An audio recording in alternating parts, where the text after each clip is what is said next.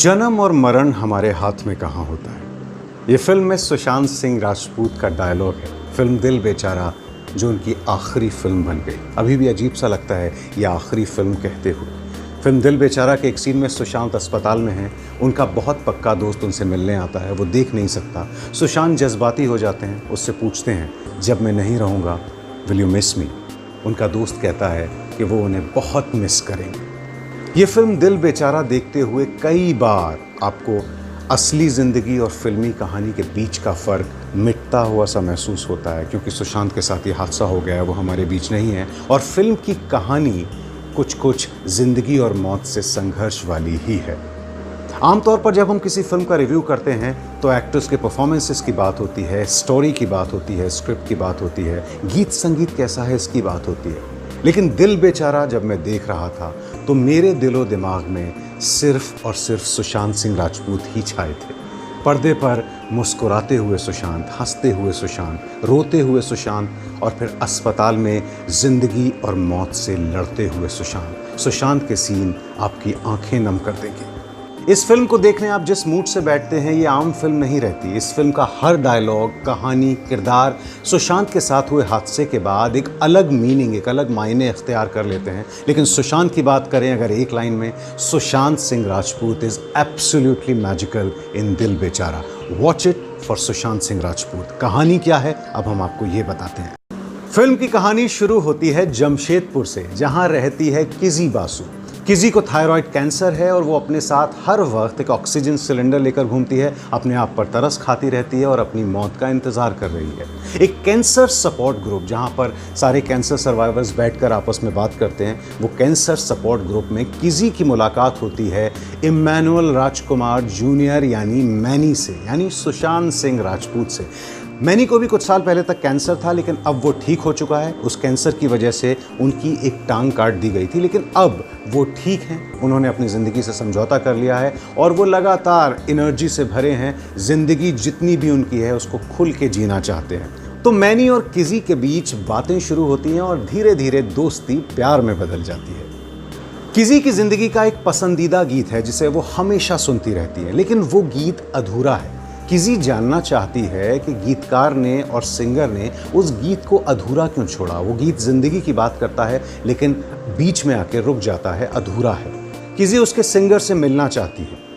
Many research करता है तो पता चलता है कि उसका सिंगर हिंदुस्तानी तो है लेकिन वो पेरिस में रहता है। किजी मरने से पहले पेरिस जाकर उस सिंगर से पूछना चाहती है कि वो गीत अधूरा क्यों है और उस गीत को पूरा क्यों नहीं किया गया। दोनों पेरिस जाते हैं और पेरिस में जाकर उस सिंगर से मुलाकात भी करते हैं, लेकिन पेरिस में ही मैनी की तबीयत अचानक ख़राब होती है और पता चलता है कि मैनी का कैंसर लौट आया है और उसके पास वक्त बेहद कम है।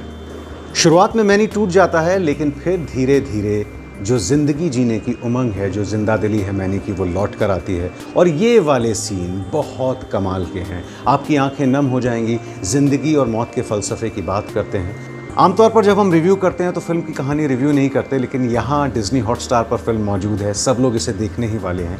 तो कुछ सीन में जो मेरे पसंदीदा सीन है इस फिल्म से, एक सीन है जहाँ मैनी अपनी ज़िंदगी के बारे में किजी के पिता से बात कर रहे हैं। बहुत तेज़ बारिश हो रही है और किजी के पिता को वो समझाते हैं कि कैसे उनकी ज़िंदगी में बहुत बड़े बड़े सपने थे, वो क्या क्या करना चाहते थे, लेकिन उन्हें कैंसर हुआ और वो सारे सपने टूट गए। उस सीन में सुशांत सिंह राजपूत की एक्टिंग देखकर आपकी आंखें वाकई नम हो जाएंगी। एक दूसरा सीन है, क्योंकि सबको पता है कि मैनी के पास वक्त कम बचा है, उसको कैंसर है, तो मैनी अपने दोस्त और अपनी गर्लफ्रेंड यानी हीरोइन संजना संघी को बोलता है कि तुम जब मैं मर जाऊंगा तो क्या यूलोजी लिखोगे, कैसे मेरे मरने के बाद मेरे बारे में बात करोगे। तो वो दोनों डायलॉग बोलते हैं मंच पर चढ़कर सुशांत सिंह राजपूत के बारे में। और यहाँ एक बार फिर आपको लगेगा कि असलियत और फिल्मी कहानी के बीच का फ़र्क मिटता हुआ सा महसूस हो रहा है। आपकी आंखें एक बार फिर नम हो जाएंगी। फिल्म पूरी देखने के बाद ये महसूस होता है कि सुशांत सिंह राजपूत को इससे अच्छा ट्रिब्यूट हो नहीं सकता था। ये जो किरदार उन्होंने निभाया है ये उनके करियर के सबसे बेहतरीन किरदारों में से एक है। इसके अलावा फिल्म की लीड हीरोइन संजना संघी ने बहुत अच्छा अभिनय किया है। उनकी मां के रोल में स्वास्तिका मुखर्जी ने कमाल के सीन किए हैं और पिता के रोल में हैं शाश्वत चटर्जी, जिन्हें फिल्म कहानी में आप हिटमैन किलर के रोल में देख चुके हैं। बहुत बढ़िया अभिनय किया है। और सुशांत के जिगरी दोस्त जेपी के रोल में है साहिल वैद, जो आपको हंसाते भी हैं और अंत तक आते आते आपको रुला भी जाते हैं। और एक बेहद ख़ास रोल में फिल्म में सैफ अली ख़ान भी हैं। सैफ अली ख़ान और सुशांत सिंह राजपूत का एक सीन भी है। आपको बता दूं कि जब सुशांत फिल्मों में नहीं आए थे और बतौर बैक डांसर काम करते थे, तो सुशांत का जो सबसे पहला बड़ा असाइनमेंट था वो बतौर बैक डांसर था, जब वो ऑस्ट्रेलिया में हुए कॉमनवेल्थ गेम में डांस करने गए थे। सैफ अली ख़ान उसमें स्टार थे, डांस करते थे, और सुशांत सिंह राजपूत उनके पीछे जो ग्रुप डांसर डांस करते हैं उसमें एक बैक डांसर थे। और सैफ अली ख़ान इस रोल के बारे में जब शूट किया ये सीन, तो सैफ का कहना है कि मैंने सुशांत से कहा कि वाकई सुशांत, तुम बहुत दूर तक आ गए।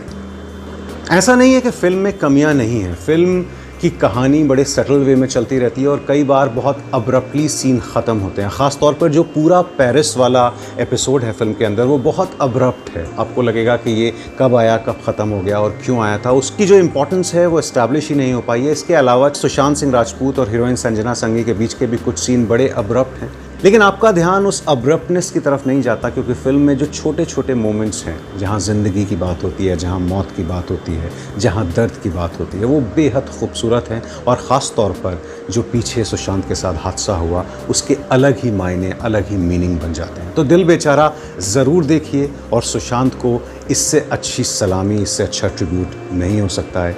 ये सुशांत के फैंस को फ़िल्म बहुत पसंद आएगी।